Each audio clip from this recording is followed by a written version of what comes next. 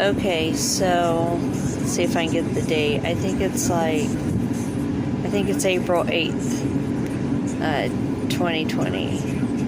And I'm not allowed to videotape out into the parking lot.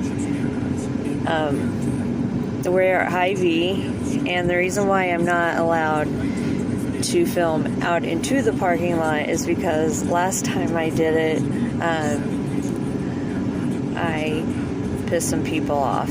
I wasn't actually meaning to film those people. I was just documenting what was going on, and I saw them looking at me, and I just waved at them because I'm a friendly person, and I never want anyone to feel uncomfortable. And I realized I had my camera up and pointed at them, and they were flipping me off and saying F you, and I guess what it looked like to them is that I had my camera up filming them and waving at them.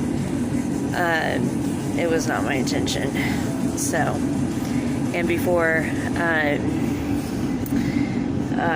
Jason got out of the vehicle to go into the store, he said don't talk to strangers and lock your door or lock the doors and all this good stuff. He's the only one that goes into the store. My only job is to keep myself safe out here. And so when he gets in, I was like, oh no. And I told him what happened. And he said, I told you not to talk to strangers, and you forgot to lock the doors. I was like, oh, like, you had one job. But anyways, I'm just observing, and, you know, I am kind of shocked because it's like, well, for one, my story is I can't go into buildings right now because for some reason I'm having some fainting seizure disorder going on, and what triggers it is going into buildings.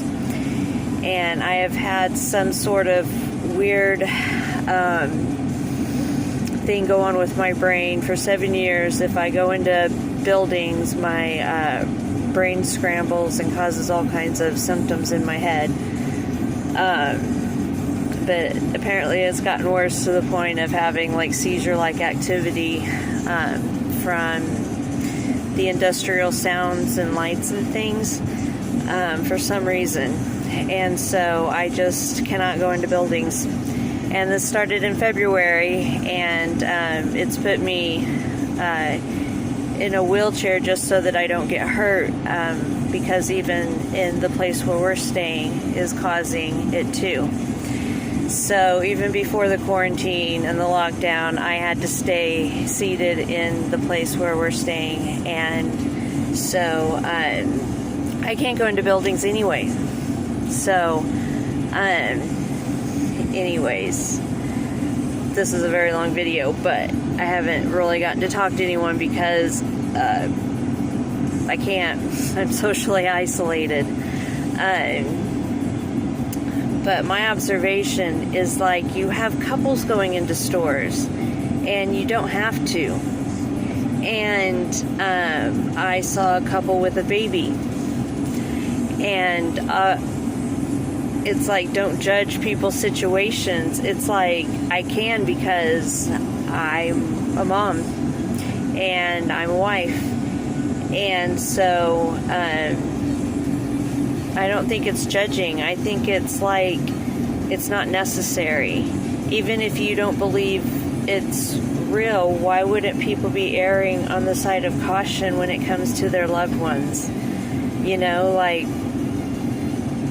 and if you have a good reason, then make me understand, because I can't think of a good reason of why you would have to take your significant other. I'm not saying it has to be the man that goes in. Maybe you decide who has the stronger immune system and that person go in every time. There's no reason for two people to go in. I understand, you know, there are single parents that have no choice but to take their child in. I understand there are special circumstances. I'm not stupid. I'm not naive. I understand it's not black and white. I understand that. I get that. I am saying it's mostly black and white. You know, there are less exceptions because you try to work things out. You try to work it out. You know. Anyways, that's my rant, because I also saw a man and a pregnant woman, and that pissed me off, because that child hasn't, you know, yeah, that pissed me off. And they had very few bags, so that made me mad. You know, because we have phones, we have ways. That's how Jason and I communicate. I do a lot of my own ordering online, but if he has to get me something in the store, we just FaceTime, or we text, or call, whatever. You know, so anyways, now I have to go watch this and decide if I want to post it. And see what I said in case I have to put a language warning on it. Peace out.